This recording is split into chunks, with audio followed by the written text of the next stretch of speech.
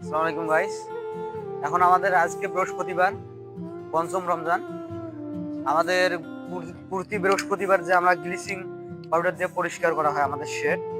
এই দেখেন, একদম মানে গ্লিচিং পাউডার দিয়ে রাখছি আমরা। এই 10-15 মিনিট পর আমাদের এগুলো আবার ঘষবে।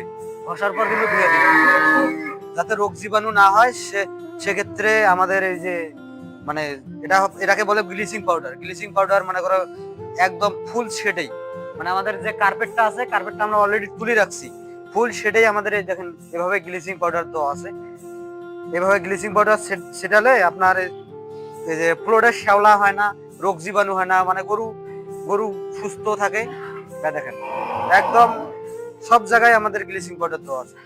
সব জায়গায় ব্লিচিং পাউডার দেওয়া আছে, যাতে আমাদের গরুতে মনে করো রোগ জীবাণু তো অনেক হয়, বাতাসেও রোগ আছে, খুরাই হয়, লাম্পি হয়, মানে অনেক অনেক ধরনের রোগ আছে গরুর।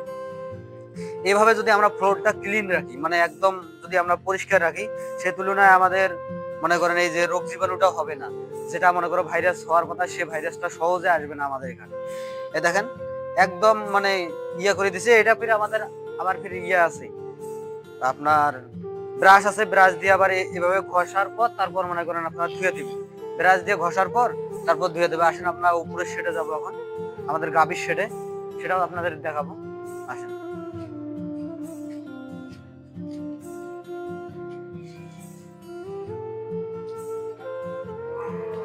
এটা হচ্ছে আমাদের গাভীর শেড। এই দেখেন এদিকেও সব সব জায়গায় দেওয়া আছে ব্লিচিং পাউডার।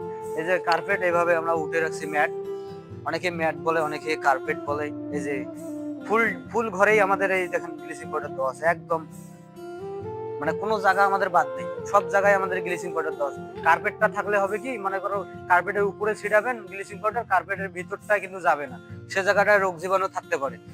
সেক্ষেত্রে আমাদের মনে করো এই কার্পেট অলরেডি আমরা সব জায়গা থেকে তুলে ফেলছি।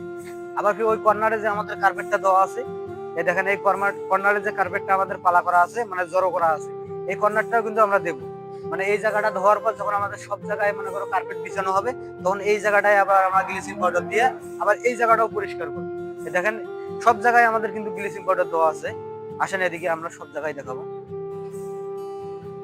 মানে আমাদের যাতে রোগ জীবাণু না হয়, গরু সুস্থ থাকে। দেখেন আমাদের বাছুর গুলো কিন্তু খুব চরমচল আছে।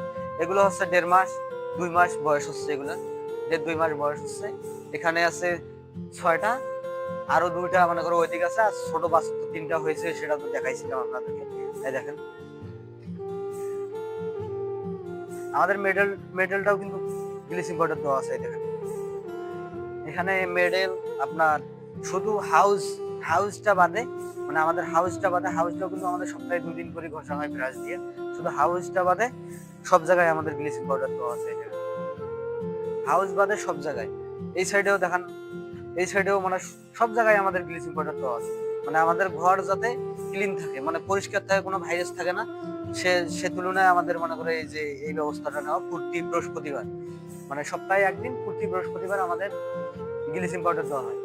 ব্লিচিং পাউডার দিয়ে একদম, ব্লিচিং পাউডার আপনার ছিটাইলেও হবে না, ছিটি যদি ধুয়ে দেন তাহলেও হবে না।